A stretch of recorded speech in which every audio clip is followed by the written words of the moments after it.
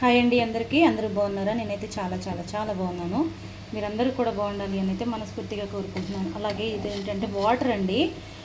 Water వచ్చేసి నేను ఇది డికాషన్ కోసం అనేది మరగబెట్టేసుకుంటున్నాను.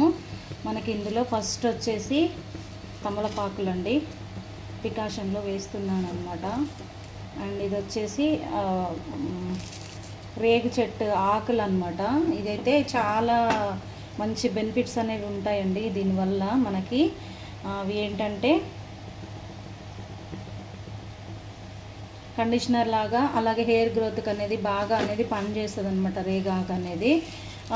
మా నానమ్మ మా అమ్మమ్మ వాళ్ళైతే ఇది రేగి చెట్టు ఆకులతోటి తీసుకొచ్చి అవి ఎండాకాలంలో మొత్తం కూడా ఆకు అంతా రాలిపోతుంది కదండి, అక్కడి నుంచి తీసుకొచ్చుకొని మొత్తం కూడా ఎండబెట్టుకొని ఇంకా మొత్తం మిక్సీ అదే రోట్లో దంచేసి ఆ పొడితోటే షాంపూ లాగా పాల స్నానం అనేది చేసేదన్నమాట. ఇప్పుడు వేసింది అయితే మందార ఆకులండి. అలాగే ఇది వచ్చేసి మనకి కరివేపాకు కూడా వేస్తున్నాను అనమాట నేను.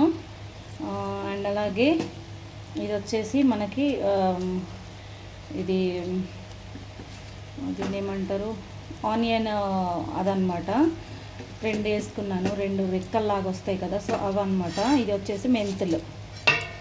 ఇది మనకి డికాషన్ అండి, డికాషన్ పెడుతున్నాను. దీంట్లో కల్లంజీ సీడ్స్ కూడా వేసుకోవాలి అండి, కానీ కల్లంజీ సీడ్స్ అనేది నాకు ఇప్పుడు దొరకట్లేదు కాబట్టి నేను వేయలేదు.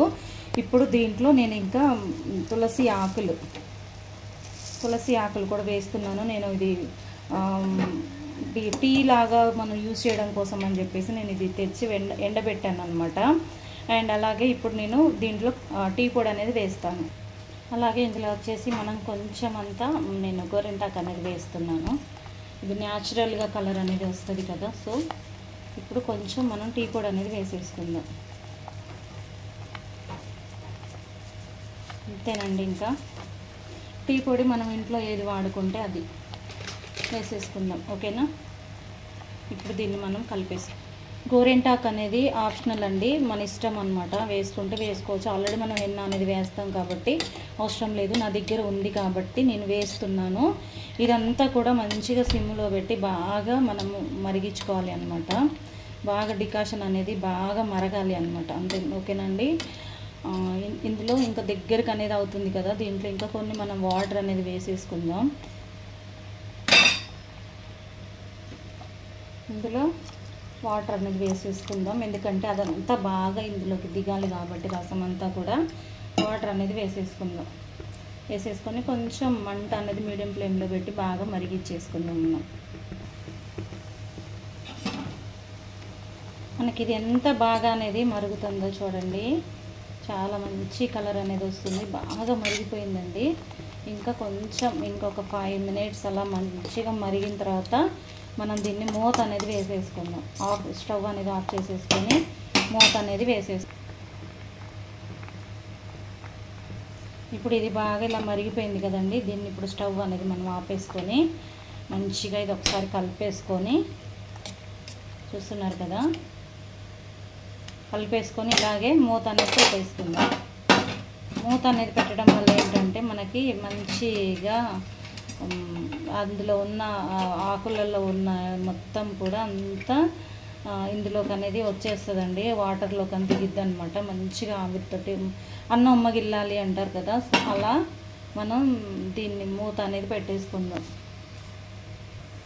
ఇదిగోండి, నేను ఇలా మూత అనేది పెట్టేశానండి. ఆవిరంతా మంచిగా అయిన తర్వాత చల్లారుతుంది. ఈలోపు మనం అప్పుడు స్టవ్ ఆఫ్ చేసేసుకున్నాం కదా, చల్లారిన తర్వాత తీసేసుకుందాం ఒక 1/2 hour అట్లా.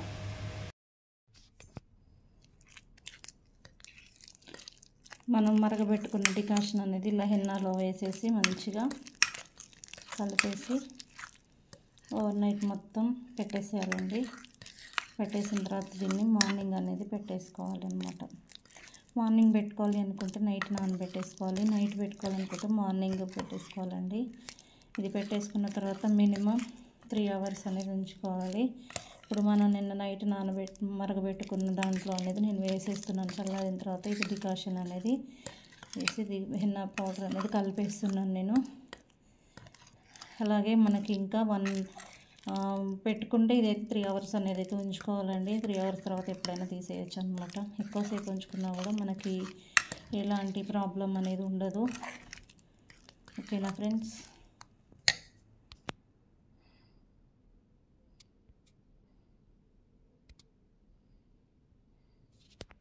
మిగిలినది అనేది ఇదిగోండి డికాషన్ ఇది మిగిలిందనమాట. నెక్స్ట్ టైం మనము మళ్ళీ నేను ఒక వారం రోజులు ఒక 5 days తర్వాత దీంట్లో మెంతి పౌడర్ అనేది కలిపేసి ఇంకేమేమి వేస్తాను అనేది ఇప్పుడు చెప్తానండి. ఓకేనా ఫ్రెండ్స్? ఇప్పుడైతే హెన్న అయితే రేపు మార్నింగ్ అనేది పెట్టేసుకుందాం మనం. ఇంకెంత పెట్టుకునేటప్పుడు కొంచెం పెరుగు అలాగే ఎగ్ అనేది వేసేసుకొని హెన్న పౌడర్ అనేది పెట్టేసుకుందాం. ఓకేనా? బాయ్ అండి అందరికీ. వీడియో అనేది బాగా సపోర్ట్ చేస్తున్నారు, ఇలాగే సపోర్ట్ చేస్తూ ఉండండి. అలాగే నేను చెప్పిన ప్రతిదీ కూడా మీరు నోట్ చేసుకొని అలా పెడుతూ ఉండండి. ఓకేనా ఫ్రెండ్స్? అందరికీ బాయ్ అండి. Thank you so much.